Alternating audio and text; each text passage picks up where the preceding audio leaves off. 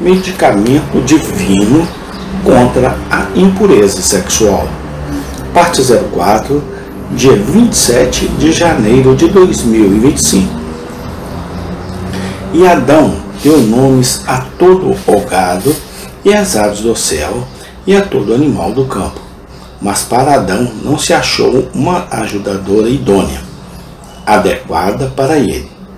Sem dúvida, como os vários animais foram exibidos diante de Adão, e com uma mente imaculada e inalterada pelo pecado, ele é capaz de fazer uma análise do tamanho, forma e função daquele animal.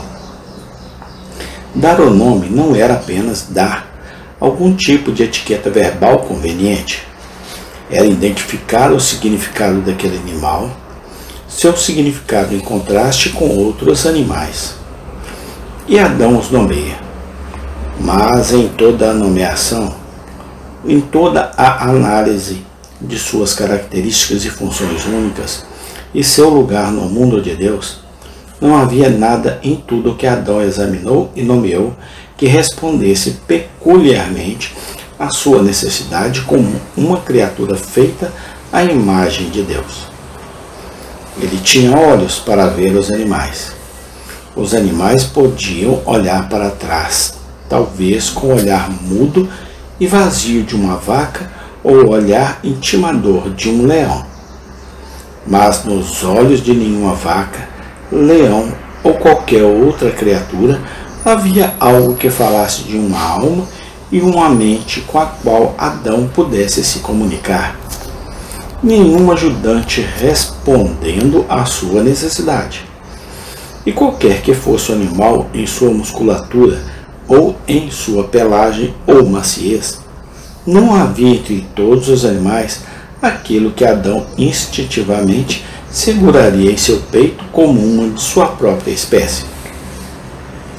Ele está consciente de que os animais têm visão, audição e mobilidade, muitas características que ele, como portador da imagem de Deus, tem.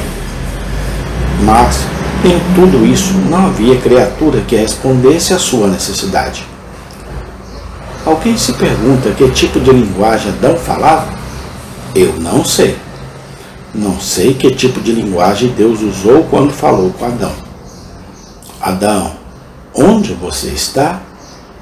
Mas podemos imaginar que Adão pode ter procurado se comunicar. E ele fala como uma besta muda. E a besta pode olhar para ele como um olhar vazio. Mas não há linguagem retornando. Não há comunicação de mente e alma. E Adão é levado a sentir muito intensamente no meio de toda a profusão do gênio criativo de Deus. Não há nada que responda à minha necessidade? Então, o que Deus diz? Deus toma a iniciativa e diz: não é bom que o homem esteja só, sozinho em meio a toda a beleza que eu fiz, sozinho em meio a todos os animais que eu fiz. Falei para ele uma ajudadora que lhe corresponda, ou corresponda a ele. Então, como Deus faz isso? Versículo 21, 25. E o Senhor Deus fez cair um sono profundo sobre Adão, e ele dormiu. O primeiro incidente da anestesiologia na história humana. E tomou uma de suas costelas, e fechou a carne em seu lugar, e da costela que o Senhor Deus havia tomado do homem, formou uma mulher, e a trouxe ao homem.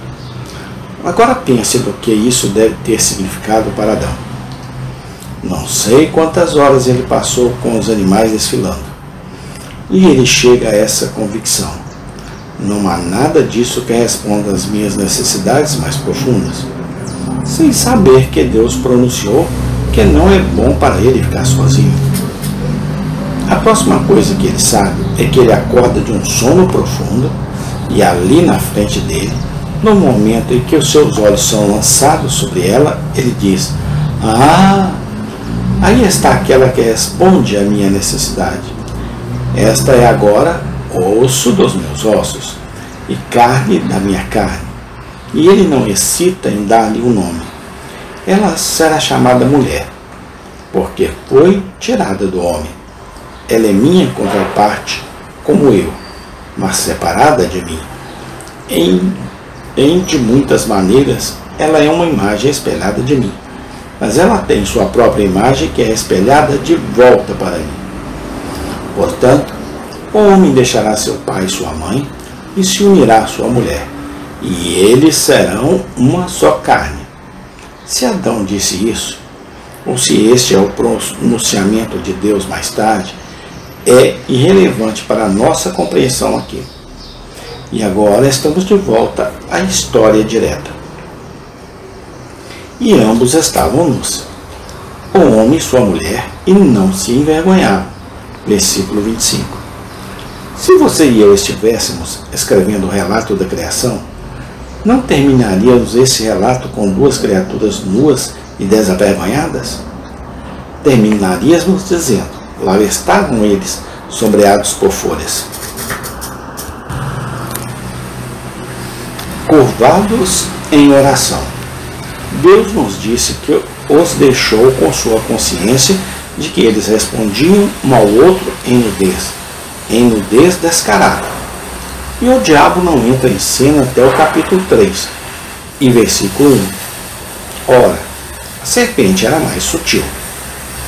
O diabo não tem nada a ver com nada até o final do capítulo 2. Então, minha proposição, nossa sexualidade, incluindo nosso desejo e capacidade de prazer sexual, se origina em Deus e não no diabo.